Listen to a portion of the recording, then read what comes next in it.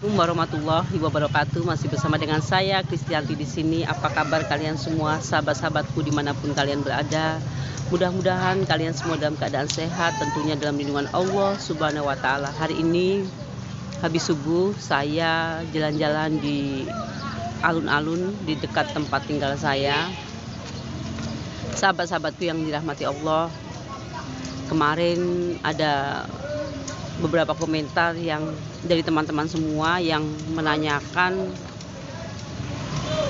bagaimana kisah perjalanan ketika saya masuk Islam. Saat-saat saya bersyahadat, saya disuruh menceritakan kembali. Jadi hari ini saya akan mengisahkan bagaimana saat-saat saya masuk Islam dan mengimani Allah sebagai Tuhan saya dan Rasulullah sebagai Nabi saya. Sahabat-sahabatku yang dirahmati Allah, nggak mudah menjalankan hidup dikelilingi dengan keluarga yang notabene beragama Kristen, dan kita dari kecil, dari bayi kita diasuh oleh orang tua yang beragama Kristen dan kita dididik secara Kristen pula. Lalu kita tumbuh menjadi anak-anak yang lucu, anak-anak yang pintar. Kemudian orang tua kita mengarahkan dan mengenalkan bahwa Yesus adalah Tuhan kita. Saat-saat itulah pro dan kontra sudah mulai tumbuh di dalam benak saya ketika berumur 10 tahun. Sangat menyenangkan berada di lingkungan dan komunitas orang-orang yang menyayangi kita, orang-orang yang sangat care dengan kita, apalagi dengan guru-guru kita. Tapi ketika saya terbentur dengan kondisi di mana bahwa saya harus mengenal Tuhan yang menciptakan saya harus mengenal pembentukan akhlak, kemudian saya harus memasuki suatu tempat, yaitu gereja, di mana saya merasa asing di situ. Disinilah saya merasa bahwa kehidupan saya mulai berubah dan hati dan keyakinan saya mulai tidak tenang. Sahabat-sahabatku yang dirahmati Allah, di umur 10 tahun ini saya mulai gelisah, mulai menampakkan kejanggalan pada diri saya, juga batin saya. Banyak pertanyaan yang ada pada diri saya, kenapa Tuhan saya tidak bermaksud menghina, kenapa Tuhan saya tidak memakai baju, kenapa Tuhan saya bermahkota duri, kemudian kenapa Tuhan saya disalib, kenapa keyakinan saya ini mengajarkan bahwa Tuhan saya ini mati di tiang salib. Semua pertanyaan yang ada di kepala saya tidak pernah terjawab selama itu,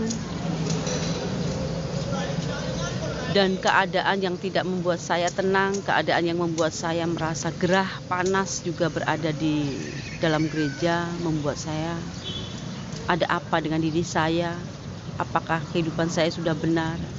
Di umur 10 tahun itu memang mungkin tidak. Apakah iya seorang anak yang umur 10 tahun sudah berpikir demikian? Dan itu benar, saya alami ketika berada di gereja itu. Benar-benar badan saya merasa panas, tubuh saya merasa panas, saya tidak nyaman berada di dalam gereja bersama dengan tentunya orang tua saya dan keluarga saya. Sahabat-sahabatku yang dirahmati Allah, beberapa kali saya ke gereja, saya merasakan bahwa saya tidak nyaman berada di dalam gereja.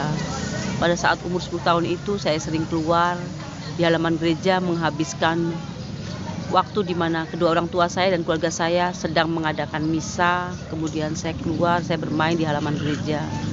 Umur 10 tahun, umur yang masih kanak-kanak, yang sudah membuat Allah memberikan sesuatu yang saya juga tidak tahu. Keadaan itu adalah awal mula di mana saya merasakan kegelisahan dan saya ingin menemukan kemana saya sebenarnya hidup saya harus bersandar. Sahabat-sahabatku yang dirahmati Allah, di umur 10 tahun itulah saya memutuskan untuk masuk Islam. Saya bersahadat ketika umur 10 tahun di bulan Ramadan, dan itu perjuangannya tidak mudah, sangat-sangat tidak mudah, karena secara sembunyi-sembunyi agar nenek saya, kedua orang tua saya, semua keluarga saya tidak mengetahui bahwa saya masuk Islam. Tentu hal ini membuat perang yang sangat besar di dalam batin saya, dan ini tidak mudah untuk dilalui oleh saya. Di saat saya berumur 10 tahun, ketika saya harus menghadapi nenek, ibu dan ayah dan kakak-kakak saya, di awal itulah semua mengucilkan saya. Saya merasa bahwa saya ini adalah anak yang tidak diterima di keluarga saya sendiri. Disitulah kemudian saya merasa asing hidup di tengah-tengah keluarga saya. Dan awal mula itulah pula keluarga saya merasa bahwa saya ini orang lain. Banyak kisah-kisah yang sebenarnya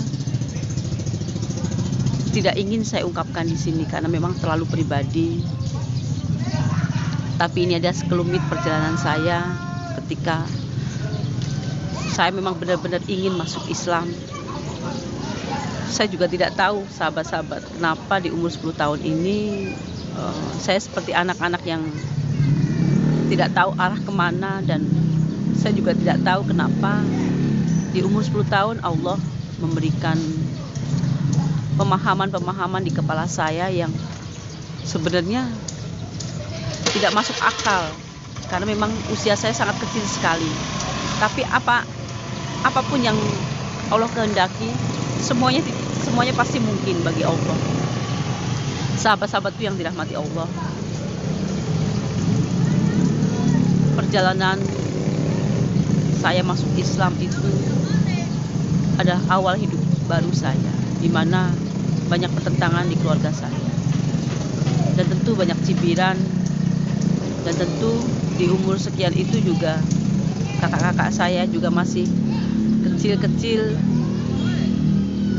Mereka menganggap saya ini anak nakal, karena kami memang berenam, saudaranya berenam, dan saya adalah salah satu anak yang pembangkang. Saya adalah satu anak yang memboikot, karena memang saya di umur 10 tahun itu sudah banyak menentang kedua orang tua saya, termasuk dengan saya masuk Islam.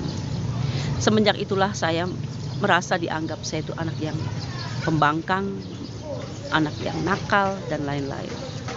Sahabat-sahabatku yang dirahmati Allah, untuk memasuki dunia Islam tidak mudah, karena untuk sholat pun saya harus sembunyi-sembunyi. Padahal masjid saya tidak jauh dari rumah saya, cuma di belakang rumah berapa meter. Dan itu saya harus melakukan dengan sembunyi-sembunyi agar keluarga saya tidak tahu. Lalu lingkungan juga tidak mendukung. Lingkungan yang menanyakan bahwa ketika saya masuk Islam ini, banyak yang bertanya, ini anak siapa? Karena memang saya baru di lingkungan masjid. Banyak mempertanyakan bahwa saya itu anak siapa. Disitulah saya merasa bahwa ini adalah ujian buat hidup saya. Kadang merasa bahwa saya sendirian. Saya tidak mempunyai teman maupun sahabat. Lalu ketika saya aktif di masjid, saya bermain qasidahan, saya aktif juga selalu ditunjuk sebagai salih tilawah ketika ada suatu acara di masjid. Disitulah saya mulai banyak teman. Disitulah saya mulai bahwa banyak teman-teman yang support saya, bahwa banyak teman-teman juga yang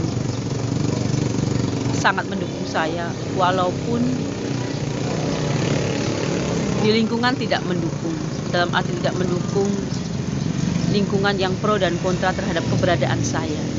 Sahabat-sahabatku yang dirahmati Allah, sungguh luar biasa. Kisah ini sebenarnya kalau saya ulang, kalau saya berkisah seperti ini lagi, pasti timbulnya saya akan menangis, saya akan sedih. Karena memang masa-masa itu adalah masa-masa tersulit dalam hidup saya. Masa-masa yang membuat saya menjadi seolah-olah saya ini adalah di mata keluarga adalah anak yang nakal, dan itulah awal mula dari semua yang membuat saya sedih, membuat saya merasa tidak dihargai, membuat saya merasa bahwa saya ini hidup sendirian. Sahabat-sahabatku yang dirahmati Allah, sungguh luar biasa. Kenapa Allah memberikan hidayah ini di saat saya masih kecil? Itu selalu pertanyaan yang muncul dalam diri saya.